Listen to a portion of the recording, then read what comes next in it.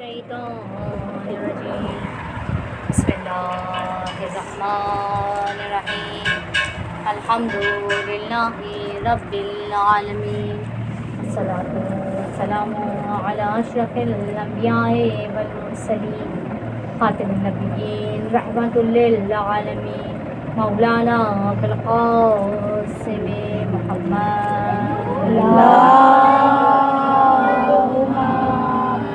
صلی اللہ محمد وآل محمد واہل بیتہ الطیبین الطاہرین المعصومین المظلومین لا سیما علی بقیت اللہ فی الارضین ورحمۃ اللہ علی شیعتہ ومحبین ولعنۃ اللہ علی اعدائہم اجمعین اما بعد فقد قال اللہ تبارک و تعالی فی محکم کتابہ المجید وفرقانہ الحمید وقولہ الحق وهو أصدق الصادقین بسم اللہ الرحمن الرحیم انما یرید اللہ لیذہب عنکم الرجس اہل البیت ویطہرکم تطہیرا اللہم صلی علی محمد وآل محمد بسم اللہ الرحمن الرحیم آغاز کلام سونپری برحق کے نام سے جو خالق کون و مکان اور ساتھ ابدی کا پیدا کرنے والا ہے، وہ خالق حقیقی جس کے قبضہ قدرت میں ہماری جان ہے اور بارہا ہم سب نے پلٹ کر اسی کی جانب جانا ہے۔ یقیناً تمام تر ہم بالخصوص تمام تر سجدے اس معبود کے لیے ہیں کہ جو ہر حال میں اپنے بندوں کے سننے والا ہے، ان کو عطا کرنے والا ہے، اور کوئی نہیں جو شکستہ دلوں کی مرادوں کو پورا کرے، ان کی حاجتوں کو روا کرے، کیونکہ کامل قدرت اگر کسی کے پاس ہے تو یقیناً وہی معبود برحق ہے کہ جو تمام چیزوں پر اختیار رکھتا ہے، جس کو چاہتا ہے عطا کرتا ہے، جس سے چاہتا ہے روک لیا کرتا ہے، قابل یا بعید ہر ایک کو عطا کرنے والا ہے۔ تمام تر حمد اس کے لیے، تمام تر درود و سلام ہمارا اس کی بنائی ہوئی ان بہترین ہستیوں پر جو وجہ تخلیق کائنات بھی ہیں اور ہماری نجات کا ذریعہ ہیں۔ اللہم صلی علی محمد وآل محمد مثلاً کامیہ خداوند عالم جس نے بے بہا نعمتیں عطا کری، ان تمام نعمتوں میں سے عظیم نعمت ولایہ علی محمد علیہ السلام ہے، اور اس ولایت کی نعمت کی ایک کڑی حسین ابن علی علیہ السلام کی ذات ہے، اور حسین ابن علی سے جڑی ہوئی کئی کڑیاں ہیں، بس ان میں سے چند کڑیوں کا مختصر ذکر پھر مذاہب کی جانب۔ یقیناً حسین کے جو قریب آ جاتا ہے، ہر وہ فرد جو آج کے دور میں بھی حسین سے قریب ہو جاتا ہے وہ معتبر ہو جایا کرتا ہے، اور ہمارا عقیدہ ہے کہ جو بھی اہل بیت سے جتنا نزدیک ہوتا ہے وہ اتنا معتبر ہو جاتا ہے۔ بعض وقت اس کا معتبر ہونا ہمیں نظر نہیں آ رہا ہوتا، لیکن واقعتاً وہ کیا مقام خدا کی بارگاہ میں رکھتا ہے یہ ہم اور آپ جان نہیں سکتے۔ یعنی واقعتاً بعض وقت ہمارے جو دنیاوی اعتبار ہیں، یہاں اعتبار یا محترم ہونے کا تعلق الگ ہے۔ ایک درود بھیجے گا آل محمد پر، تھوڑا تھوڑا آگے آگے بیٹھ جائیں۔ صلی علی محمد وآل محمد ہمارے ہاں معتبر ہونے کا تعلق الگ ہے، اہل بیت کے نزدیک احترام کا تعلق الگ ہے۔ یعنی ہم معتبر کسے کہتے ہیں؟ اگر کوئی صاحب ثروت ہے تو ہمارے نزدیک معتبر ہے، اگر کوئی نامور ہے تو ہمارے نزدیک معتبر ہے، لیکن شریعت کہتی ہے کبھی بھی کوئی بے عزت کسی کو عزت نہیں دے سکتا۔ ہمارے عزت کا معیار کیا ہے؟ اگر دنیا کے لوگ ہم سے ڈرتے ہیں تو ہم کہتے ہیں یہ ہمارے لیے عزت ہے، جبکہ عزت یہ نہیں ہے۔ حسین ابن علی سے زیادہ کون عزیز ہو سکتا ہے؟ لیکن ہم دیکھتے ہیں حسین ابن علی کا سر نوک نیزہ پر ہے، دنیاوی اعتبار سے کیسا ہے؟ دشت و بیابان میں قتل کر دیا جانے والا ایک فرد کہ جس کو قاتل یہ سمجھ رہا تھا کہ مٹا دیا، ختم کر دیا، اور ذلت اگر دنیاوی اعتبار سے دیکھا جائے اس کی احباب کو قتل کے بعد قید کر لینا، بازاروں میں پھرایا جانا، یہاں تک کہ جب ہم ایک روایت پڑھتے ہیں حبیب ابن مظاہر کے بیٹے کی، کہ جب حبیب ابن مظاہر کے بیٹے نے، حبیب کتنے بلند مقام پہ تھے کہ کربلا میں شہید ہونے والوں میں بعض روایتیں کہتی ہیں سب سے عمر رسیدہ اگر کوئی تھا تو کون تھا؟ حبیب ابن مظاہر تھے، حسین کے دوست تھے، حسین کے رفیق تھے، حسین نے جس کو زندہ کیا وہ ہستی تھے جو ایک ولی فقیہ تھے، عالم کا درجہ رکھتے تھے. لیکن دوسری جانب ہم دیکھیں بیٹا اس سعادت سے محروم، یہاں تک کہ بیٹے نے دنیاوی اعتبار سے پیسے دے کر، رقم دے کر خولی سے سر حبیب کو لے لیا. زیادہ عظمت والا سر کس کا تھا؟ حسین ابن علی کا یا حبیب ابن مظاہر کا؟ لیکن دنیاوی اعتبار سے عزت کسے ملی؟ دنیا نے کیا دیکھا؟ حبیب کے بیٹے نے تو کمال کر دیا، اپنے باپ کے سر کو نوکے نیزہ پہ بلند. یعنی تو ہم اب سوچ رہے ہیں نا، اگر ہم اس وقت موجود ہوتے تو ہم کیا دیکھ رہے ہوتے؟ ایک سر نوکے نیزہ پر ہے جس کے بیٹے کے ہاتھوں میں رسی بندی ہے، بیٹا کچھ نہیں کر سکتا. تو ہمیں ظاہری طور پر کون نظر آ رہا ہوتا؟ صاحب عزت، کہ جس کے بیٹے نے سر لے کر اپنے باپ کے سر کو، اور ہے بھی حقیقت کہ جتنا ممکن ہو بیٹا باپ کے لیے کوشش کرے. حقیقت ہے نا، یعنی کوئی مر جانے والا مر جائے تو اس کا پہلا حق یہ ہے کہ اس کی تدفین کو انجام دیا جائے، حتیٰ کہ ہر مسلمان کو فرض ہے کہ اس کی تدفین کو انجام دے. حسین اس قدر مظلوم ہے کہ جو رسول کا نواسا ہو کر بے گور و کفن پڑا ہوا ہے. تو صاحبان عزت کا معیار ہمارے نزدیک کچھ اور ہے، دین کے نزدیک کچھ اور ہے. حسین کہتے ہیں کوئی بھی دنیا کی عزت نہیں ہے، عزت وہ ہے جو خدا دے، اور حسین کو خدا نے یہ عزت دی ہے کہ حسین جوانان جنت کے سردار نظر آتے ہیں.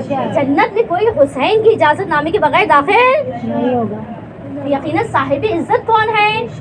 جو جوانان جنت کا سردار ہے، نہ کہ کوئی اور فرد. بس علی گرامی مختصر، بس زیادہ کو تو اب ذکر کرنا ممکن نہیں ہے، بس حضرت مسلم ابن عقیل کا ذکر کرنے کے بھی مسائل کی جانب، یعنی انہی صاحب عزتوں میں جو حسین کے ساتھ جڑ گئی ان میں ایک ہستی مسلم ابن عقیل کی ہے.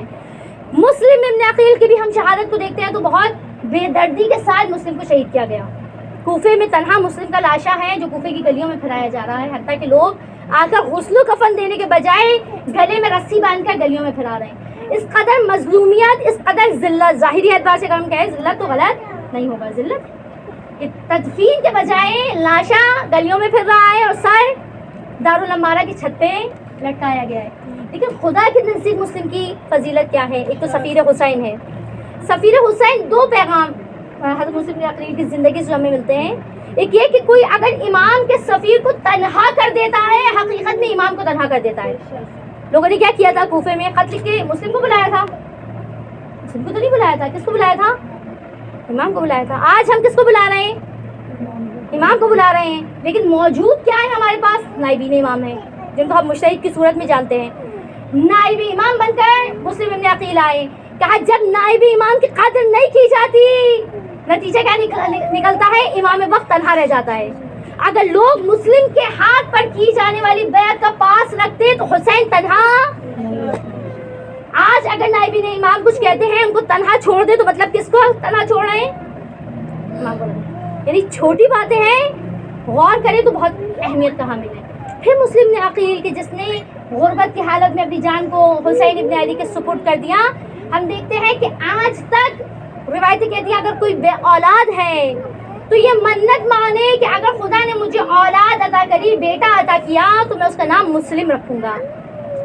اور خدا بندہ مجھ سے اولاد بھی عطا کرتا ہے اور بیٹا بھی عطا کرتا ہے، پھر اسے یہ منت پوری کرنی ہوتی ہے کہ اس کا نام مسلم رکھے. آخر کیوں ایسا ہے؟ شاید کہ جواب یہ تاریخ میں ملے. ایک دور دیجیے گا محمد وال محمد کا تھوڑا تھوڑا کہا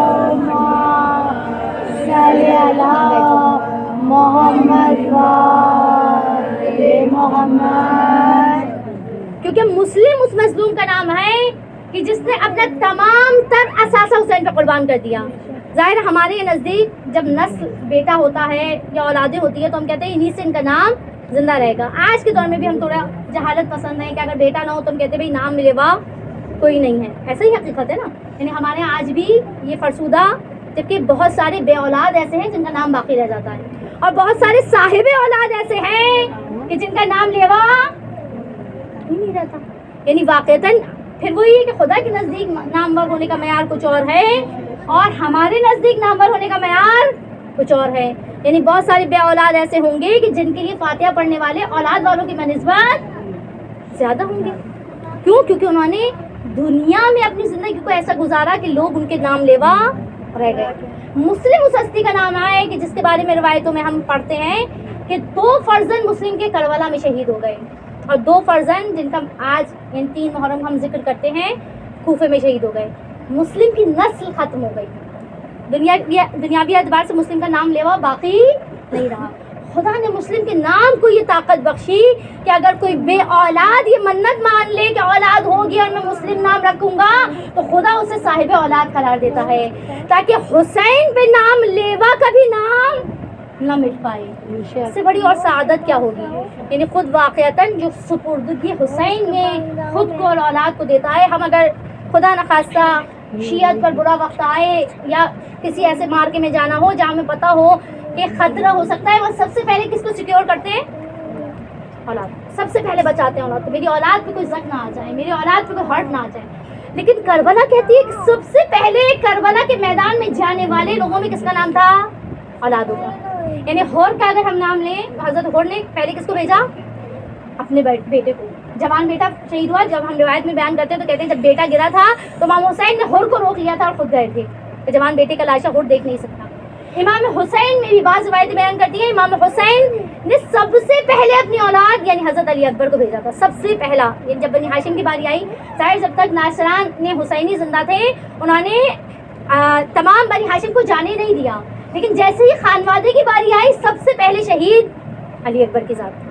پہلے حضرت علی اکبر شہید ہوئے, پھر باری باری امام حسین کے اقربا شہید ہوئے, آخر میں حضرت عباس. حضرت امام حسین سے پہلے جو سب سے آخر میں شہید ہوئے ہیں حضرت علی اکبر سے پہلے وہ حضرت عباس علیہ السلام کی ذات. یعنی واقعتاً ہم دیکھیں حسینیت یہ سکھاتی ہے کہ سب سے پہلے قربانی.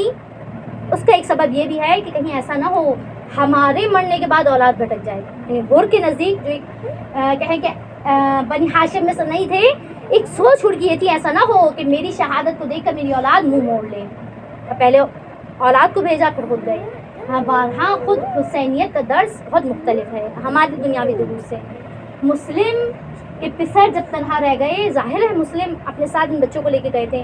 جہاں مسلم کا حوصلہ ہے کہ مسلم نے امام سے سوال نہیں کیا مولا اگر مجھے کچھ ہو گیا تو میرے بچوں کا کیا ہوگا. مسلم نے سوال نہیں کیا. لیکن وہاں ہم دیکھتے ہیں کہ مسلم کی زوجہ جو حسین کے ساتھ موجود تھی, قافلہ حسینی میں شریک تھی, کہیں نہیں ملتا کہ زوجہ نے روکا ہوا ہے مسلم خود تو جا رہے ہو, میرے بچوں کا کیا ہوگا. یہاں تک کہ تاریخ یہ کہتی ہے کہ جب مسلم کی شہادت کی خبر ملی ہے تو حسین نے مسلم کی بچیوں کو اپنے زانوں پر بٹھایا, ایک مرتبہ پیار کیا. ماموں تھے, محرم تھے بچیوں کے, ایک مرتبہ پیار کیا. اس پیار کے انداز کو دیکھتے ہوئے بچیاں ہی کہنے لگی اے ماموں جان آج کی محبت کا انداز دوسرے دنوں سے مختلف ہے, کیا سبب ہے, آج اتنا پیار کیوں کرتے ہیں. جواب آیا اے بچیوں تمہارے بابا کا سایہ تمہارے سر سے اٹھ گیا ہے, میں ہاتھ جوڑ کے عرض کروں گی مولا ان بچیوں کے سر پر آپ نے ہاتھ رکھ دیا, ان کو ان کے بابا کا پرسہ دے دیا. یہاں تک کہ سکینہ یتیمی کا یہ مفہوم سمجھ گئی کہ جب کوئی یتیم ہوتا ہے اس کے سر پر ہاتھ رکھا جاتا ہے. لیکن سکینہ بھی دیکھ نہیں رہی. سکینہ کے لیے یتیمی کا مفہوم بالکل برعکس ہے. سکینہ بھی دیکھ نہیں رہی. جو یتیم حسین کے سائے میں ہے ان پر دست شفقت ہے, لیکن جو یتیم یزیدیت کے سائے میں ہے وہ قید میں جا چکے ہیں. یہاں تک کہ جب رہائی پاتے ہیں کوفے کی گلیوں میں بھٹک رہے ہیں, کوئی کھانا کھلانے والی ماں نہیں ہے, کوئی ہاتھ رکھنے والا ماں موجود نہیں ہے. یہاں تک کہ ڈر سہمے ہوئے بچے ایک درخت پر جا کر چھپ جاتے ہیں. ایک معظمہ گھر سے نکلی, پانی کو بھرا, دیکھو تو چاند سے چہرے, دیکھو وہ کو اٹھایا, تو سہمے ہوئے بچوں کو دیکھا. اے بچوں کون ہو, اے بیٹا گھروں کو لوٹ جاؤ, دیکھو ماں پریشان ہو رہی ہوگی. بچے کیا جواب دیں, ہماری ماں تو 1 سال پہلے ہم سے دور ہو گئی, ماں موجود نہیں ہے, باپ کو ہمارے سامنے بے دردی سے قتل کر دیا گیا, جائیں تو کہاں جائیں. کہا اب اس معظمہ نے جب جانا کہ مسلم کی پسر ہے اپنے گھر میں لے آئی, بچوں کا لباس تبدیل کرایا, کھانا کھلایا, اور حجرے میں بند کر کے کہتی ہے بچوں آواز بلند نہ کرنا. بعض روایتیں کہتی ہیں بیٹا, بعض روایتیں کرتی ہیں شوہر, لیکن بارہ کہتی ہے حارث بڑا ظالم ہے. یہاں تک کہ شب کی تاریکی میں بچوں کی آنکھ کھلی اور روتے ہوئے ایک دوسرے کو گلے سے لگا لیا. کہتے ہیں ہمارے خواب میں بابا آئے تھے, دوسرا کہتا ہے میرے خواب میں ماموں عباس آئے تھے, کہتے ایسے ہم سے جلدی ملنے والے ہو. ادھر گریا بلند ہوا, ادھر حارث نے دروازے کو کھولا, بچوں سے سوال کیا اے بچوں کون ہو؟ ڈرے سہمے ہوئے بچے بتاتے ہیں مسلم کی فضر ہے. آپ جیسے ہی یہ سنا کہنے لگا جنہیں جگہ جگہ تلاش کر رہا تھا مجھے کیا خبر تھی, میرے گھر میں آ کر چھپ گئے. بالوں سے گھسیٹتا ہوا دالان میں لایا اور رسیوں سے باندھ دیا. ہم اگر اپنے بچے کو ڈرائیں بچہ سہم جاتا ہے, کچھ دیر گریا کرنے لگتا ہے. مجھے نہیں معلوم مسلم کے بزرگ کس قدر ڈر گئے ہوں گے کہ جب پوری رات ایک نیام سے نکلی ہوئی تلوار بچوں کی نگاہوں کے سامنے, اور بیان کرنے والے بیان کرتے ہیں حارث اسی تلوار کو بچوں کے سامنے تیز کر رہا تھا. بس صبح نمودار ہوئی, گھسیٹ کر لے کر آیا, لب فرات لے کر آیا, 2 رکعت نماز پڑھی. اب جو شقی کی تلوار چلی, ایک بچے کا سر کٹا, دریا میں بدل ڈالا. دوسرا بچہ اپنے بھائی کے لہو کو دیکھ کر اس میں غلطہ ہونے لگا. دوبارہ تلوار چلی, بدن سے سر جدا, بدن نہر میں ڈال دیا. روایت کہتی ہے جب تک دوسرے بھائی کا بدن نہ آیا پہلے بھائی کا وجود وہی ٹھہرا رہا. شاید کہ یہ کہہ رہا ہو اے بھیا نہ رونے کے لیے ماں ہے, نہ سر پہ ہاتھ رکھنے کے لیے ماں ہے, نہ کوئی غسل و کفن دینے والا ہے. آؤ بھیا گلے لگ جاؤ, میں تمہارا پرسہ لینے والا, تم میرا پرسہ لینے والے. اے بی بی فاطمہ زہرا ہماری اس حقیر سے مسالے کو بھی بارگاہ میں قبول و منظور